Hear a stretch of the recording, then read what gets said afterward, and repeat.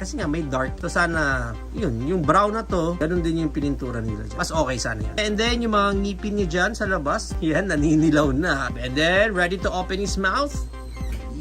Yeah! Uy, ratcheted guys! 1, 2. Galing. So, pwedeng ganyan lang yung open ng mouth niya or mas malaking ganyan. Wow! Okay, wow! And then, check natin yung details ng loob ng mouth. Rubber. This one is rubber.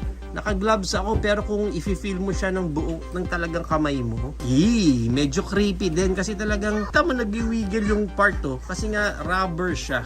Kaya mas mukhang totoo talaga. Babaw ng mouth niya, wala nang gaano, same lang. And then sa tongue, check natin yung dila niya. Rubberish din yung tongue niya. Grabe. Tongue niya, ang articulation, sa taas meron pa pero bumababa na siya. So pwedeng ganyan or pwedeng mong baba. Galing no?